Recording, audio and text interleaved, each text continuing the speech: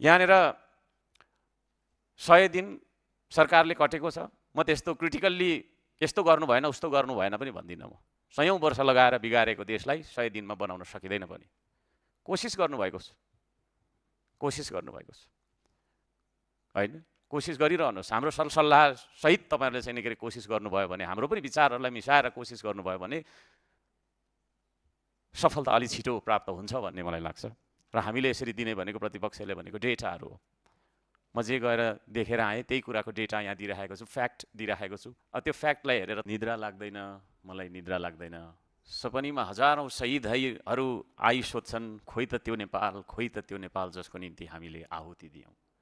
निद्रा लाग्दैन, मलाई निद्रा लाग्दैन। विपनीमा हजारौं आमा आई सोध्छन्, खोइ त त्यो नेपाल, खोइ त त्यो नेपाल जसको निम्ति हामीले कोखरी त्यायौँ। हामीले विभिन्न नाममा, कहिले व्यवस्था परिवर्तनको नाममा, कहिले अवस्था परिवर्तनको नाममा, कहिले के को नाममा, कहिले के को नाममा चाहिँ धेरै नेपाली आमाहरूको कोख रित्याएका छौँ। राजनीति गर्ने मान्छेहरूले यो देशमा धेरैले आफ्नो ज्यानको आहुति दिएका छौँ, दिनुभएको छ। ती सम्पूर्ण महान शहीदहरूलाई, विभिन्न कालखण्डमा ज्यान गुमाउनुभएका शहीदहरूलाई हार्दिक सलाम गर्न चाहन्छु, श्रद्धाञ्जली व्यक्त गर्न चाहन्छु। र यसरी प्राप्त उपलब्धि हामीले संस्थागत गर्दै अगाडि बढ्ने हो या पछिल्तिर फर्किने हो? केही दिन यता सुन्नमा आएको छ, अब त्यसरी हजारौं हजार शहीदहरूको शहादत बलिदानी पछाडि प्राप्त व्यवस्था नै राख्नु हुँदैन भन्ने खालको बहसहरू भइरहेको छ अरे भन्ने कुराहरू सुन्दाखेरि म खबरदारी गर्न चाहन्छु। फेरि मुलुकमा त्यो खालको होइन शहीद हुनुपर्ने गतिविधि हामीबाट हुनु हुँदैन। कोही कसै त्यस्तो चाहिँ नि बौद्धिक विद्वान व्यक्तिहरू त्यसतर्फ सोचिराख्नु भएको छ भने म अनुरोध गर्न चाहन्छु त्यसतर्फ नसोचौँ। अब यो देशमा रगत होइन पसिना बगाउनुपर्छ। व्यवस्थाले मात्रै परिवर्तन गरेर हाम्रो चाहिँ नि जीवनस्तर उक्सिन सकेन भनिसकेपछि अब हामीले रगत होइन पसिनाको क्रान्ति गर्नुपर्छ, काम गर्नुपर्छ। हामी यहाँ 2-2 घन्टा 5-5 घन्टा भाषण गरेर बसे पनि काम गर्न सक्दैनौँ। कामप्रतिको हाम्रो चाहिँ नि धारणा हामीले परिवर्तन गर्न सक्दैनौँ भने देशले समृद्धि हासिल गर्न सक्दैन। अझै पनि हामी देख्न सक्छौँ हजारौंको सङ्ख्यामा युवाहरू इन्टरनेसनल एयरपोर्टको होइन डिपार्चर हुँदै विदेश गइरहेका छन्। हाम्रो भविष्य यही देशमा हामीले कहिले भेटाउने, कहिले खोज्ने? हाम्रो भविष्य खोज्नका लागि, भविष्य भेट्नका लागि हामी विदेश जानु परेको छ। यो सिलसिला हामीले अन्त्य गर्नुपर्छ। यो संविधानलाई संशोधन गर्नुपर्छ भन्ने हिसाबले जुन खालको चाहिँ नि कुराकानीहरू भइरहेका छन्, सल्लाहहरू भइरहेका छन्, हामीलाई जानकारी प्राप्त छ। फन्डामेन्टल्स अफ द कन्स्टिट्युसनमा सङ्घीयता, समावेशी र धर्मनिरपेक्षता, म चाहिँ यो 3टा कुरा देख्छु। यो 3टा कुरालाई तलमाथि हुने गरी दखलन्दाजी गर्न खोजियो भने फेरि देशमा चाहिँ नि दुर्घटना हामीले जानेर नजानेर होइन सचेतनाका साथ या बेहोसीमा त्यो दुर्घटना फेरि हामीले निम्त्याउन पुग्नेछौँ। र विगतमा हामी जस्तै राजनीति गर्छु, देश बनाउँछु भन्ने खालका मान्छेहरूले गरेको खालको गल्ती हामी फेरि चाहिँ नि तपाईँको गर्न बाध्य हुनेछौँ, जान अनजान। त्यसले गर्दाखेरि म यहाँहरू सबैजनालाई हार्दिक अनुरोध गर्न चाहन्छु त्यसतर्फ द फन्डामेन्टल्स, ती आधारभूत संरचनाहरू जुन छन् ती आधारभूत संरचनाहरूलाई राखेर हामीले अरू के गर्ने हो होइन, अरू हामी चाहिँ गर्न सक्छौँ। तर ती फन्डामेन्टल्सलाई नछोइयोस् भनेर म सरकारलाई, सम्बन्धित पक्षलाई, सबैजनालाई हार्दिक निवेदन पनि गर्न चाहन्छु। भर्खरै महाकालीतिर पुगेको थिएँ। त्यहाँ त्यो क्षेत्रको सांसद त म होइन, तर यो देशको मान्छे, यो देशको एउटा नागरिक भएको नाताले मेरो देशैभरि विकास होस् भन्ने चाहना म राख्दछु। त्यसो भएको कारणले गर्दाखेरि त्यहाँका सम्बन्धित सांसद माननीय तपाईँको चाहिँ नि ज्यूको पनि अनुमति लिँदै त्यो टिङ्कर सडक भन्ने रहेछ, त्यहाँ त्यो टिङ्कर सडक चाहिँ तपाईँको चाहिँ के अरे टिङ्कर भन्ज्याङ पुर्याउने 1 नम्बर पिलरसम्म पुर्याउनु पर्ने सडक रहेछ। त्यो सडक चाहिँ बन्न सकेको छैन। प्रत्येक वर्ष 1 करोड 4 करोड यस्तो खालको मात्रै चाहिँ तपाईँ पैसा चाहिँ विनियोजित हुने रहेछ। हामी भन्छौँ राष्ट्रिय योजना, राष्ट्रिय गौरवका योजनाहरू भन्छौँ, थुप्रै हाम्रो योजनाहरू छन्, गरि पनि राखेका छौँ, कोसिस गरिरहेका छौँ, सबैले गर्नु खोजेकै हो। तर हाम्रो राष्ट्रिय गौरवको योजना चाहिँ सीमावर्ती क्षेत्रमा हुनुपर्छ भन्ने म चाहिँ भन्न चाहन्छु। पारिपट्टि हेऱ्यो लिपु लेकको तपाईँको नाका जाने मजाको 2 लेनको चिल्ला सडक, वारिपट्टि हेऱ्यो बिजोग अवस्था, ढुङ्गा झरिराखेको, पहिरो झरिराखेको, होइन, मुस्किलले हल्लिँदै उफ्रिँदै गयो। मिस्टेक भयो भने तल तपाईँको 1 किलोमिटर जति भर्टिकल्ली महाकालीमा खस्नुपर्ने अवस्था। पारिपट्टिबाट भारतबाट घुमेर जाँदाखेरि 2 घन्टामा खलङ्गा पुग्ने रहेछ, वारिपट्टिबाट जाँदाखेरि 1 दिन लाग्ने रहेछ, फेरि गाडी चल्दैन, रिजर्भ ल्याउनु पर्ने। पारिपट्टिबाट आइसी 200 रुपियाँ तिरेर खलङ्गा पुग्न सकिँदो रहेछ, वारिपट्टि तपाईँको गाडी रिजर्भ गर्दा 25,000 देखि 30,000 रुपियाँ तिर्नुपर्ने रहेछ। त्यो भएको कारणले गर्दाखेरि त्यहाँनिर चाहिँ तपाईँको दुम्लिङ एरियाका मान्छेहरू चाहिँ इलिगल्ली तुइन थापेर जेसुकै होस् बरु पारिपट्टिबाट जाउँ भनेर चाहिँ तपाईँको तर्दाखेरि प्रत्येक घरमा 1 जना 2 जना मान्छे चाहिँ बितेका रहेछन्। त्यसतर्फ सरकारले गम्भीर ध्यान आकर्षण गर्नुपर्छ र त्यो 3 कर सडक जति सक्दो चाँडो बनोस्, होइन, हाम्रो देशमा पनि बाटो होस्। हाम्रो देशप्रति चाहिँ हाम्रो तपाईँको नेपाल पट्टि चाहिँ बाटो नबन्दाखेरि यो एउटा लाजमर्दो कुरो पनि छ, हाम्रो दुःखको कुरो त कति छँदैछ। त्यसो भएको कारणले गर्दाखेरि त्यो सडक भनेको हाम्रो सीमा रक्षा पनि हो। अहिले सिमानाको कुरा थुप्रै आइराखेका छन्, एरोस्ट्रमबाट प्रधानमन्त्रीज्यूले आफ्नो चाहिँ कुरा सच्याउनुपर्छ भन्ने माग पनि हामीले राख्दै आइरहेका छौँ। यदि सिमाना साँच्चै नै रक्षा गर्ने भने सीमावर्ती क्षेत्रमा हामीले स्तरीय बाटाहरू बनाऊ, बरु भित्रका बाटाहरू नबनाऊ, है, ढिलो त्यस्तो चाहिँ पैसा छैन भने अलि पछि बनाऊ, तर सीमावर्ती क्षेत्रमा हामीले विकास गरिएन भने हाम्रो राष्ट्रियता पनि कमजोर हुन्छ भन्ने तर्क मेरो हो। कतिलाई त लागिरहेको थियो हामी त पारिकै भए पनि हुन्थ्यो भन्ने पनि त्यहाँनिर नेपालीहरूले भनिराख्नु भएको थियो। नेपाली भएर जन्मिनुमा उसले आफूलाई दोषिरहेको छ। यो गल्ती कसको हो भन्दाखेरि तपाईँ हामी जस्तै राजनीति गर्ने मान्छेहरू। यहाँनिर 100 दिन सरकारले कटेको छ। म त्यस्तो क्रिटिकल्ली यस्तो गर्नु भएन उस्तो गर्नु भएन पनि भन्दिनँ। म 100औं वर्ष लगाएर बिगारेको देशलाई 100 दिनमा बनाउन सकिँदैन पनि। कोसिस गर्नुभएको छ, होइन, कोसिस गरिरहनुहोस्। हाम्रो सरसल्लाह सहित तपाईँहरूले चाहिँ के कोसिस गर्नुभयो भने, हाम्रो पनि विचारहरूलाई मिसाएर कोसिस गर्नुभयो भने सफलता अलि छिटो प्राप्त हुन्छ भन्ने मलाई लाग्छ। र हामीले यसरी दिने भनेको प्रतिपक्षले भनेको डेटाहरू हो। म जे गएर देखेर आएँ त्यही कुराको डेटा यहाँ दिइराखेको छु, फ्याक्ट दिइराखेको छु। त्यो फ्याक्टलाई हेरेर तपाईँहरूले पोलिसिज एन्ड प्रोग्राम्स बनाउने हो, त्यसलाई कार्यान्वयन गर्नुहोला। शुभकामना दिन चाहन्छु। सुकुम्बासी अव्यवस्थित बसोबासीको कतिको चाहिँ के अरे घर भत्काइएको छ, होइन, पुनर्वासको व्यवस्था होस्। उहाँहरूलाई त्यो होल्डिङ सेन्टरबाट ल निस्किहाल गइहाल भन्ने खालको चाहिँ तपाईँको निर्देशन पनि दिएको छ भन्ने जानकारी प्राप्त छ। त्यसो पनि नहोस्। नेपाली नागरिकलाई नेपाल सरकारले माया नगरेर विदेशको सरकारले माया गर्ने कुरो हुँदैन। यो धनी पूर्जा वितरण गर्ने काम पनि कहीँ कतै भयो अरे भन्ने कुरा सुनेको छु। धन्यवाद दिन चाहन्छु यदि त्यो साँच्चै नै हो भनेदेखि। अब त्यति 1-2वटा मात्रै दिएर हुँदैन होला। यो धनी पूर्जा वितरणमा पनि निष्पक्ष भएर मेरो पार्टीका मान्छे, मलाई भोट दिने मान्छे, त्यो ठाउँबाट चाहिँ हामीले जितेको भन्ने हिसाबले मात्रै होइन। त्यो खालका तपाईँको आग्रह पूर्वाग्रह राखेर विगतमा थुप्रै आयोगहरू बने। त्यसले गर्दा ती आयोगहरूलाई हामीले विघटन गऱ्यौँ। 35-35 वर्षसम्म, 40-40 वर्षसम्म, 50-50 वर्षसम्म हामीले धनी पूर्जा दिन सकेनौँ भनेर पनि सरकारले भनिरहेको छ। सत्तापक्षले त्यो भनिरहेको कारणले गर्दाखेरि तपाईँहरूको व्यवहारमा चाहिँ फेरि त्यो खालको कतै पनि छनक भनक नदेखियोस्, महसुस नहोस् भन्ने पनि म अनुरोध गर्न चाहन्छु। सहकारी पीडितहरू थुप्रै तपाईँको छैन अझै पनि आफ्नो पैसा वापस नपाएर आन्दोलन गरिरहेका छन्।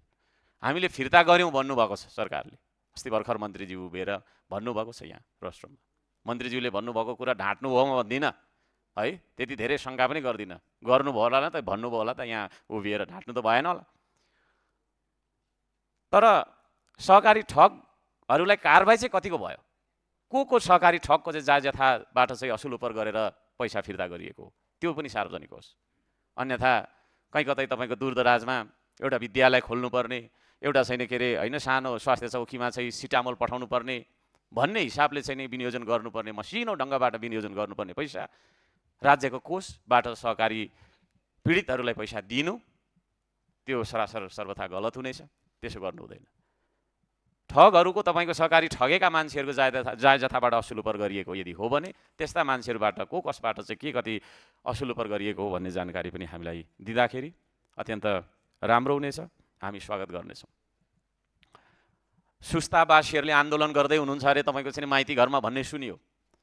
त्यसतर्फ पनि सरकारले ध्यान दिएर किन आन्दोलन गरिराख्नु भएको छ, के भन्न खोज्नु भएको छ भन्ने कुरालाई मसिनो ढङ्गबाट गम्भीर भएर चाहिँ नि उहाँहरूको आन्दोलनलाई सम्बोधन गरियोस् भन्ने पनि म माग राख्न चाहन्छु। अब हामी सङ्घीयतामा छौँ।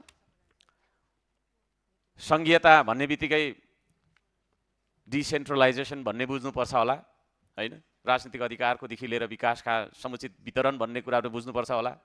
आफ्नो आफ्नो बुझाइ हुन्छ, मैले चाहिँ त्यो बुझाएको छु। धरानमा हाम्रो एउटा अस्पताल छ, बिपी कोइराला स्वास्थ्य विज्ञान प्रतिष्ठान भन्ने। त्यो एउटा उपचार केन्द्र मात्रै नभएर त्यो चाहिँ तपाईँको चाहिँ एउटा रिसर्च सेन्टर पनि हो र त्यहाँ पढाइन्छ पनि MBBS। त्यसले गर्दाखेरि त्यो मेडिकल कलेज जस्तो पनि हो। त्यसलाई युनिभर्सिटी बनाइयोस् भन्ने माग मैले पहिला पनि राखेको छु, फेरि म त्यसलाई दोहोऱ्याउन चाहन्छु। उपत्यकाभित्र 3वटा विश्वविद्यालय, मेडिकल तपाईँको चाहिँ विश्वविद्यालय बनाउने निर्णय गरियो भनिरहँदाखेरि उपत्यका बाहिर पनि त्यस्ता कुराहरूलाई चाहिँ तपाईँको डिसेन्ट्रलाइज गरेर सङ्घीयताको अभ्यास गरियोस् भन्ने अनुरोध गर्न चाहन्छु। बिपी अस्पतालको अवस्था के छ भन्ने बारेमा मैले यथार्थ सदनलाई जानकारी गराउन चाहन्छु, सभामुख मार्फत सरकारलाई जानकारी गराउन चाहन्छु। त्यो प्रतिष्ठानलाई सरकारले सञ्चालन खर्च दिने गरेको छैन। अस्पतालको सञ्चालन खर्च प्रतिष्ठानले आफ्नै आन्तरिक स्रोतबाट गर्ने गरेको, करिब 2000 शिक्षक कर्मचारीको तलब भत्ता आन्तरिक स्रोतबाट नै व्यवस्थापन गरिने गरिएको। प्रतिष्ठानको मुख्य आम्दानीको स्रोत भनेको अस्पतालको आम्दानी र शैक्षिक कार्यक्रमहरू नै रहने गरेको। करोडौँ रुपैयाँ बिमा बोर्डले स्रोत भर्ना नदिँदा अस्पताल सञ्चालनमा गम्भीर असर परिरहेको छ। चिकित्सा शिक्षा आयोगले समेत समयमा भुक्तानी नदिँदा प्रतिष्ठानको आर्थिक अवस्था झनै बिग्रिएको अवस्था छ। करिब 600 बिघा क्षेत्रफलमा रहेको बिपी कोइराला स्वास्थ्य विज्ञान प्रतिष्ठानको हाताभित्र 913 बेडको अस्पताल, करिब 1500 UG र PG अध्ययन गर्ने विद्यार्थीहरूका लागि होस्टेल र 1800 शिक्षक तथा कर्मचारी का आवास रहेको छ। आजको मितिमा देशकै सबैभन्दा ठुलो पूर्वाधार रहेको अस्पताल हो त्यो। विशिष्टीकृत स्वास्थ्य सेवा, गुणस्तरीय चिकित्सा शिक्षा र अनुसन्धान क्षेत्रमा देशकै अव्वल स्थानमा उभिन सफल दक्षिण एसियामै ख्यातिप्राप्त प्रतिष्ठान हो त्यो। अस्पतालमा दैनिक 3000 देखि 5000 जना बिरामीले स्वास्थ्य उपचार पाउने गरेको छ। यति ठुलो प्रतिष्ठानले 100 सङ्ख्यामा मात्रै MBBS का सिट पाउनु दुर्भाग्यपूर्ण रहेको छ। तत्काल बढाएर त्यसलाई 150 पुर्याइयोस्।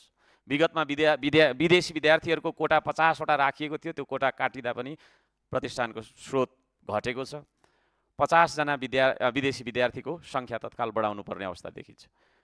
देशकै गौरव मान्न सकिने गरीको पूर्वाधार रहेको यो प्रतिष्ठानलाई स्वास्थ्य विश्वविद्यालय बनाउन प्रतिष्ठानको 45औं सञ्चालक परिषदबाट समेत पारित भइसकेको निर्णय भइसकेको कुरा पनि म सभामुख मार्फत सदनलाई र सरकारलाई जानकारी गराउन चाहन्छु।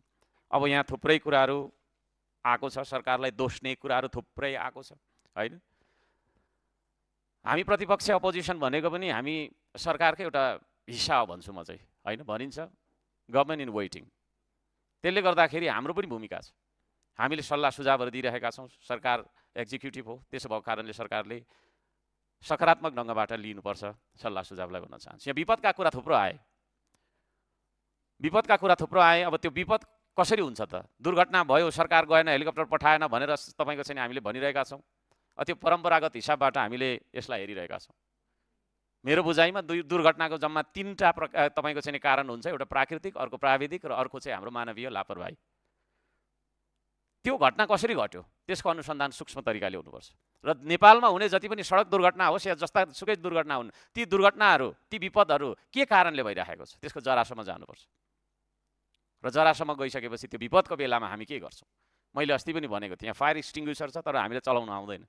यहाँ इनकेस आगो लाग्यो भने हामीलाई नै आउँदैन होइन। हामी आत्तिन्छौँ, एकअर्कामा ठोकाठोक हुन्छ, खुट्टा ठोकेर टाउको ठोकेर हामी आफै घाइते हुन्छौँ। यहीँभित्र पनि आई ग्यारेन्टी 30% भन्दा धेरै सांसदहरूलाई यो फायर एक्सटिङ्ग्विसर चलाउन आउँदैन। खोइ त हामीलाई नै तालिम छैन भनेपछि गाउँमा बस्ने मान्छेलाई तालिम होला होइन। उसँग तपाईँको छैन, फोन त छ, फोनमा के छ नम्बर, फोनमा सिडिओको नम्बर हुनु पर्थ्यो होला, प्रहरीको नम्बर हुनु पर्थ्यो होला, त्यो छैन। त्यो शिक्षा पनि हामीले दिनुपर्छ, म त्यो भन्न चाहन्छु। र विपद पर्दाखेरि के गर्नुपर्ने त? प्रहरीको नम्बर छैन, सिडिओको नम्बर छैन, अस्पतालको नम्बर छैन, जनप्रतिनिधिको नम्बर पनि छैन, अनि त्यहाँदेखि त्यो भिरमा पर्खिराख्नुपर्ने स्थिति भयो होला। गल्ती भयो होइन, त्यो गल्ती फेरि नदोहोरियोस् भन्न खातिर हामीले प्रोएक्टिभली काम गर्नुपर्छ। मल आएन भनेर यहाँ रुइरहेका छौँ हामी, सबै देख्छु हामी रुई मात्रै राखेका छौँ, सरकारलाई दोष नै होइन। आज रासपाको सरकार छ, रासपालाई दोष नै, हिजो कङ्ग्रेसको त्यो कङ्ग्रेसलाई दोषियो, एमालेको थियो एमालेलाई दोषियो। तर आयात होइन, उत्पादनको नीति लिउँ न हामीले, त्यो मल हामीले बनाउन सक्दैनौँ होइन। मल उत्पादन गरौँ न, साउन लागिसक्यो, मल छैन, किसान तपाईँको चाहिँ के अरे पीडित छ भनेर हामी रुइरहेका छौँ। मल बनाउनेतर्फ लागौँ। माननीय सदस्य, छोट्याउनेतिर जाउँ। हुन्छ, म अब छोट्याउँछु। र अहिले भर्खरै सडक दुर्घटनाको कुराहरू थुप्रो आयो, दुर्घटना लापरवाहीको कारणले हुन्छ होइन भन्ने कुरा पनि बुझेर सरकारले चर्को जरिवाना लगाएको छ। चालकहरूलाई, सहचालकहरूलाई जरिवाना होइन, तालिम चाहिन्छ है, तालिम ट्रेनिङ चाहिन्छ, फाइन होइन। त्यसले गर्दाखेरि त्यसतर्फ पनि तपाईँको चाहिँ सम्बन्धित मन्त्रालयले, सम्बन्धित निकायले, हामी सबैले ध्यान दिनुपर्छ भन्ने म राख्न चाहन्छु। अर्को कुरा, यो युक्रेनमा एकजना नेपाली नागरिक सुजन सुवेदी नामको नागरिक त्यहाँनिर चाहिँ तपाईँको थुनेर राखेको छ अरे भन्ने कुरा आएको छ। सम्बन्धित मन्त्रालयलाई, नेपाल सरकारलाई मेरो अनुरोध छ, कसरी हुन्छ होइन, त्यहाँनिर चाहिँ कुटनैतिक पहल गरेर त्यो व्यक्तिलाई सकुशल जीवितै उद्धार गर्न सकियोस्, म यो पनि भन्न चाहन्छु। र अर्को कुरा चाहिँ यो चाहिँ नि डडेलधुराको एलपिआर ड्युटी गरिरहँदा सशस्त्र प्रहरी ओम प्रकाश पुन भन्ने व्यक्ति चाहिँ महाकालीमा बगेर शहीद हुनुभएको रहेछ। र उहाँले अस्ति भर्खरमा आउँदाखेरि उहाँले पाउनुपर्ने असुविधा के हुन्छ, अब मान्छे त बितेर गइसक्यो, उहाँको परिवारले पाउनुपर्ने त्यो राहत होला के होला, त्यसमा पनि थुप्रै हामीले यहाँ झन्झट रहेछ भन्दै हुनुहुन्थ्यो। म यही रोस्टमबाट त्यसलाई पनि सहजीकरण गरियोस् भन्नेतर्फ सरकारको ध्यान आकर्षण गर्न चाहन्छु। र पुनः एकचोटि मैले यो संविधान संशोधनको बारेमा गम्भीर हामी हुनुपर्छ। यो जानिएन भने पेन्डोरा बक्स जस्तो हुन्छ। पेन्डोरा बक्स भन्नेबाट चाहिँ त्यो बक्स खुल्ने बित्तिकै त्यहाँबाट अनेक परीको कुराहरू निस्केर होइन, एनर्की, एकदम धेरै अराजकता हुन्थ्यो अरे भन्ने खालको चाहिँ कहानी जस्तो नहोस्। हामी सबैले राम्रो देश बनाऊ, 100 दिनको जुन कोसिस सरकारको छ त्यसप्रति हार्दिक धन्यवाद र बधाई पनि दिँदै मेरो भनाइ यही राख्दछु। नमस्कार।